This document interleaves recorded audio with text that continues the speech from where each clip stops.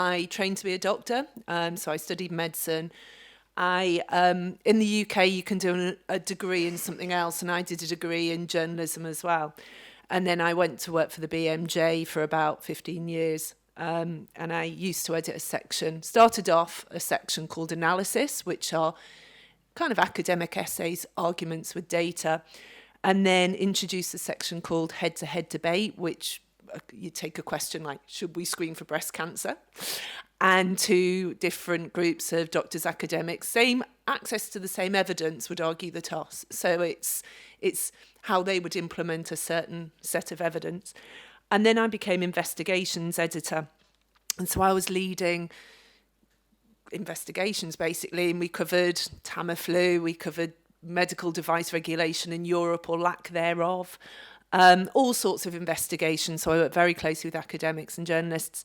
And then I went freelance, ended up at the BBC. This is the BBC newsroom. And I was brought onto a programme called Newsnight. And BBC Newsnight is quite high-level news, current affairs, mainly political, and I was brought in to do health science investigations. That was in 2019. Then we know what happened in 2020. So I moved from doing long, thoughtful investigations to having to constantly respond to the news. The editor she said, I was so lucky we had a medic on our team in a pandemic. That is not my favourite kind of reporting. I like a bit of time to think. And so inevitably, and it was interesting, at the start of the pandemic, the editor wanted me on air every single night. I was on air most nights anyway, every single night just breaking lines. And I said, no, you don't. You want me taking a stand back. Every journalist is going to be covering this. They're not going to have my training. You want me to take a stand back and provide calm, considered analysis. There's going to be a lot of fear, a lot of uncertainty. Maybe we don't always have great data. Policies will be made in a hurry. There'll be a lot of lobbying. There'll be a lot of misunderstanding. My job is to take a stand back. And she was a bit grumpy at first, but in the end she thought, no, that's okay. But just in a nutshell, I don't know, these are the kinds of things that journalism, if you're in mainstream journalism, that get on air or on front pages of newspapers. So they love it's new. There's new drug approval. It's a breakthrough. I hate that term. But anyway, we like a breakthrough. Scandal. That's me. I like that. So I'm an investigative journalist by background. That's my forte. Public service announcements. So working for the BBC during the pandemic, there was real tension because you were there to relay messages to the public, but at the same time to scrutinise. I'm much more the scrutinised kinds of journalism than just relay messages. Once you're an investigative journalist, that never leaves you. So you're always thinking, why is this bastard telling me this now? You never leave that. That never leaves. So that's hard when you're having to think on your feet quite quickly. Press release. There's anecdotal success. As someone says, oh, this worked for me. You've got exclusive access. The issue with TV, if you have no pictures, there's no story. People need to see something. And actually, the scripting to pictures is one of the most important things you learn to do. You let pictures tell as much of the story for you. And we've got a photographer in the back, I know. To let the pictures tell as much of the story as you can. And actually, then you can script quite gently. So that's a real skill, actually. And that's a really important skill as we move more and more into social media. Patient groups who want access to a treatment. There's a lot of lobby from charities and patient groups, and we know some of them might have vested interests as well. Celebrity endorsement. We saw Stephen Fry, who is a famous actor in the UK, recently promoting PSA screening. There'll be pieces on that later in the press, I think. And other media outlets reporting it. So I moved from the BBC to ITV, and the editor would phone me and say, the BBC are reporting this. And I'm like, yeah, I think it's bullshit. Excuse my language. Tough. People are talking about it. You have to do it. So I'll give you an example. I'll just one or two very quickly, and then I'm going to move on to where investigative journalism is going, because that's where my passion is. But my very brief guide to reporting, and this has kept me safe on some of the most controversial issues. I had to report on gender dysphoria, transgender issues and treatment. horrendous. I hated every minute of that as well. But that was investigative. But as long as I can defend stuff, I am okay. Basically, benefits, and obviously we consider the levels of evidence within that. Harms. What are the uncertainties? What don't we know? What do we still need to know? Do the claims stack up? Cost effectiveness. What are the opportunity costs? So if I'm recommending this drug, who's losing out? Where's the money not going? And obviously we've got National Health Service in the UK. That's quite an important question. How easy is it for the health system to use? If you've got a really complicated drug, is this easy to roll out? Is it easy for the NHS to adopt really quickly? And then there's always follow the money. So why, if a charity's contacting me about access to a drug, where are they getting funding from? So this was one of the challenges. So you might all remember this. But this was just an alert to investors for Pfizer, and drug companies have to do this, and also for the SEC in America. And normally these don't really get picked up on, other than in the financial press. But obviously in COVID, every tiny little thing was reported on. There was that was all there was in the news agenda. I remember when Navalny was imprisoned in Russia, and there was a break in the COVID cycle, and I was like, yes, awful to kind of celebrate that news. But anyway, it was a bit of light relief. But this, so that was probably not great. But anyway, but this was the kind of thing, and this came out. I was on a program that went out in the evening. This came out US time, so UK 5 hours ahead of this coming out. And I had a phone call from the editor of the program I worked on and said, "Oh, have you seen the Pfizer trial results are out?" And I said, "It's just a press release. The trial has not been published. They haven't released the trial results. I can't report on a press release." And they said to me, "Tough shit. Everyone's talking about it. Get your ass into work." Damn. So anyway, I went in and I had this horrible situation where that's the information I had. Now, I like to report on uncertainties, confidence intervals if I can, who the population is that they've studied, obviously the benefits and the harms, and also really kind of dig into what's the research question there, what are people measuring? And that's all I had to go on. I hadn't seen the full trial data. So what do I tell the audience? I've got to, and particularly on a vaccine, everything, as Jen was saying, is about trust. You've got to build trust, and people have to trust you. If I say, I don't mind standing in front of an audience, I'm only a journalist, I'm not an expert, I can say, we don't know the answer. I don't know the answer to that. I'm not frightened of doing that. So I think it was because my dad, when I was growing up, he said, it's better to be thought a fool than open your mouth and confirm it. So there we go. So I don't want to make mistakes. So I phoned someone that I knew quite well from working on the BMJ. He's a pharmacoepidemiologist called Stephen Evans at the London School of Hygiene. And I said, well, okay, what I'm going to do is say, I've only seen a press release. This is what I can tell you based on the press release only. And we can see it's 95% efficacy, and that was symptomatic COVID. What I can't tell you about is if this stops you being infected at all, so asymptomatic. I can't tell you anything about transmission. I can't tell you anything about the range of uncertainty around these figures.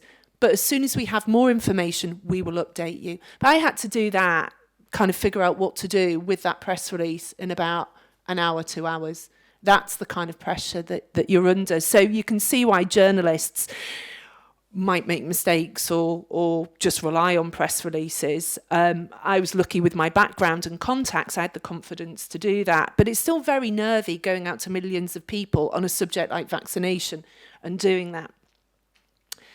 And then this is another example of the kind of pressure. So this is a drug Evusheld, which is a monoclonal antibody. And it was tested in the first wave of COVID. And as you know, with monoclonal antibodies, tight fits. And there were some big claims around it. And patient groups in the UK really wanted access to this drug. But the government had said, we're not sure the evidence is there. But all the press responded to patient groups. Now, it's one of the hardest jobs as a journalist is when you've got vulnerable people and you question their claims. That is one of the hardest, particularly when they're desperate for anything that's going to help them. Most journalists will say, okay, fine. But I'm there kind of thinking, well, is this a good idea? Is this good use of NHS money? Is this drug efficacious in the first place at this moment in time during the pandemic? I have to ask those questions, but it's very, very hard. So what did I do? I used to edit a section in the BMJ called Head-to-Head Debate, so I turned it into a debate. And there's the story I did. So one of the issues was it was tested in the first wave. It was on non-vaccinated people who hadn't been exposed to the virus at all. We didn't know anything about how many doses you'd need, how long how long you'd need the treatment for. So there was a lot of uncertainty. And so, ask the questions, what do the patients want? Is this consistent with the evidence? Have decision makers been clear? And I don't think the government had been clear at this point. It wasn't very transparent, and full sympathy for patients that wanted the drug, that they haven't been transparent. Has the situation changed since the evidence was generated? How much do these cost? Can the health service deliver it? Because I think it needed, and I might be wrong, so don't quote me on this, injections every 2 weeks. A nurse to come around to inject every 2 weeks. Given we've got a very stretched NHS, was that a good use of the money? And what's the opportunity cost? If nurses were doing that, what aren't they doing? And so they're the questions I sought to answer. And I was very unpopular the following day with the patient groups who accused me of stopping their campaign. But that's not my job. My job is to just lay the debate, lay out the evidence so far as we know it, and let other people decide. I don't have to come to a decision, but it can be quite hard to challenge when you're the lone voice. It was the same with the vaccines. All the rest of the press had gone with that bold headline, 95% efficacy. And I was a bit, I'm just a bit unsure. I feel a bit nervous doing that on a press release. It can be really hard to kind of go against the grain in as a journalist at times. Right. So we want to talk quickly about investigative journalism, which is my background. These are all the issues for investigative journalism, because there is less. Drop in advertising for the major channels, mainstream media, who tend to have had the money. People don't want to pay for journalism because you can get everything free now, whether that's on Twitter, whether that's on YouTube. There's so much that The Guardian, for example, in the UK is free. It has other funding models. But the amount of investigative journalism they do now has gone. Lots of competitors. So there's so many different people entering the market. So it means money's going lots of different directions. Big one, need to deliver content for lots of different outputs. So when I was on ITV News, I had to service, I was their science editor, just me. I had to service the lunchtime news, the evening news, the news at 10, digital content, so the website. Then they had a streaming service called ITVX that I had to do content for, as well as podcasts. Where's my time to investigate? I think I did one investigative piece the whole time I was there, and that was joint with the BMJ. The BMJ brought me on because it was quite a clinical, complicated piece, and the journalists they were doing didn't have my background. The rise of social media, there's a real sense for the broadcasters. They need to be on social media. That is where the new audiences are. That's what young people tend to watch. And that doesn't that's snippets, that's short pieces. It doesn't invest in investigative journalism, and it's expensive and time consuming to do and incredibly complex.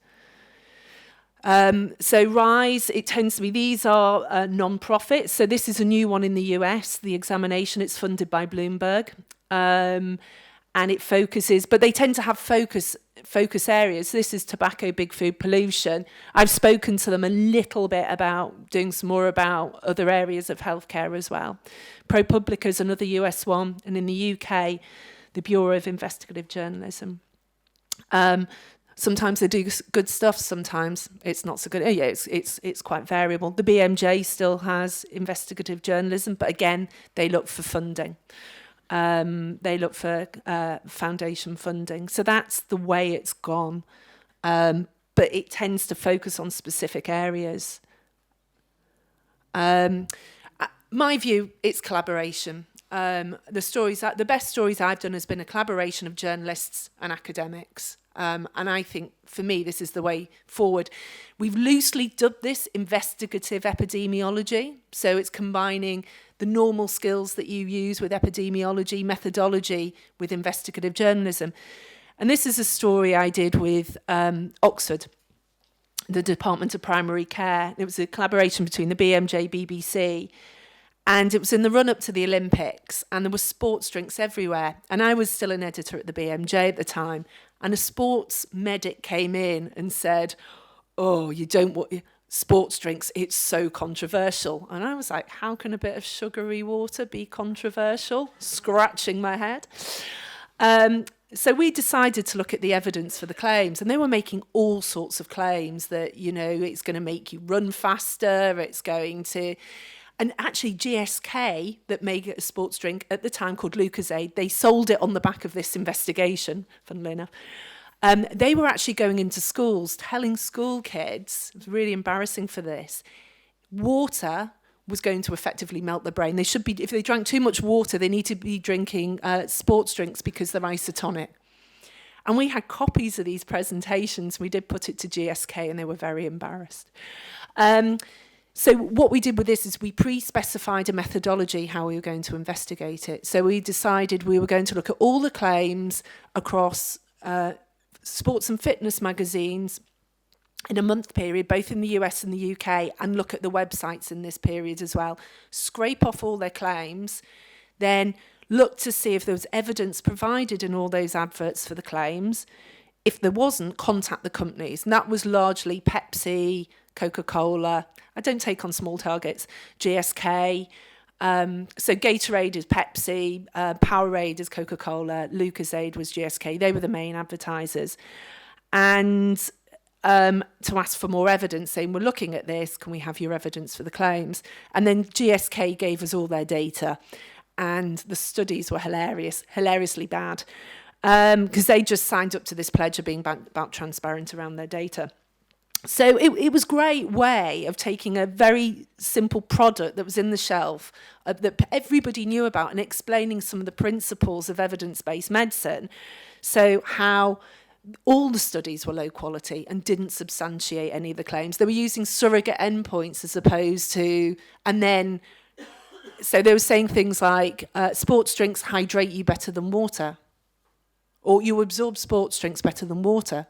Well, and so they were making kind of physiological claims. So we could explain that, why that might not always be a good thing to look at. It's also disease creation. So what they'd done is created this concept of exercise-induced dehydration. Well, you know, we've got physiology, you drink to thirst. But they created, you have to measure all your sports drinks and do this and do that to kind of stop yourself getting exercise-induced dehydration. But actually that had led to proper illness. And there was a study in the New England Journal of Medicine about the Boston Marathon and how people had collapsed because they had hyponatremia. They drank too much, cerebral edema, collapsed. And so it actually led to a real illness, exercise-induced hyponatremia.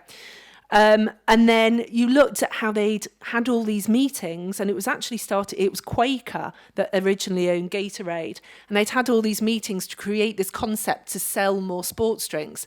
And the scientists then went to develop guidelines. They advised UEFA, FIFA, the IOC, and all FIFA and all their guidelines were saying you've got to drink this much to do that. You know, all these kind of phony guidelines. And so it's really interesting to kind of follow all that through. And that was a joint, I think that's the future. For me, that's the future. It's that collaboration. And very one that only went out for me 2 days ago was about this new app. And this is where I think more scrutiny is as journalists. It's big tech, big diet, nutrition, personalised nutrition, wearables and influence. It's that confluence at the moment. There's just a lot of it around. And this is an app, it's called Zoe, and in the pandemic there was someone called Tim Spector, who became really well known because he developed an app that tracks symptoms. And at the start of the pandemic, it was quite useful because we didn't have, the Office of National Statistics didn't have their studies up and running, the zero prevalence studies. And so it was quite interesting to see where there were outbreaks. But once the COVID symptoms had started to become less specific later on in the pandemic, it was hard to distinguish that between other kind of influenza, COVID type illnesses or symptoms. Anyway, his background actually was nutrition, and he pivoted that app back to nutrition. And he makes the claim people get personalised nutrition based on wearing a continuous glucose monitor. So you can track your glucose. So continuous glucose monitors, for those who don't know, are used in people with type 1 diabetes who use insulin, who obviously use insulin, and people with type 2 diabetes who use insulin, and that can help them tweak their insulin. And that's recommended by the NHS in the UK and by NICE. But this is for healthy people. So what can healthy people read from tracking their glucose? And so this is, again, speaking to doctors, people were going in to the doctors really worried about what they were reading on their glucose monitors. We don't know what normal variation looks like. So I'm Margaret McCartney, who may be familiar to some of you, who's a GP and evidence-based medicine kind of practitioner, investigated the claims. And and also the other thing they do is measure the gut microbiome. And again, we don't know what normal looks like, let alone being able to recommend dietary advice based on the bacteria in your gut, or getting one single readout, you've got good and bad gut bacteria. And I was amazed no one had investigated this. It shows you what a hole there is, because it's been around for not that long. It's been around for about a year, 18 months. And it's kind of slightly exploded on Twitter or X. But this is a really good space, and we work quite closely. We spoke to the NIH, we spoke to academics, and we work quite closely with them to explore the claims that they were making. And what the company does, it's quite clever. They emblazon their website with Stanford, Harvard, King's College London, so it gives them a real sense of credibility. And also they talk about their science, and they link to the Lancet, BMJ, Gut, Nature Medicine. And then you get an abstract, but actually you need to be able to get into the abstracts to be able to read the papers to see whether those claims stack up. And so we've just done a big, like I say, investigation into it. And there's so much, and they've heavily relied on influencers to promote their claims. And that is where I think a lot of it's going to be, looking at social media. And I don't think Steve will mind me saying, but we think this is the future, the Centre for Medicine and social media. And this, for me, is where there's going to need to be a lot of scrutiny and actually thinking of what a framework looks like. I mean, anecdotally, I think about 25-30% of young people diagnose themselves on TikTok.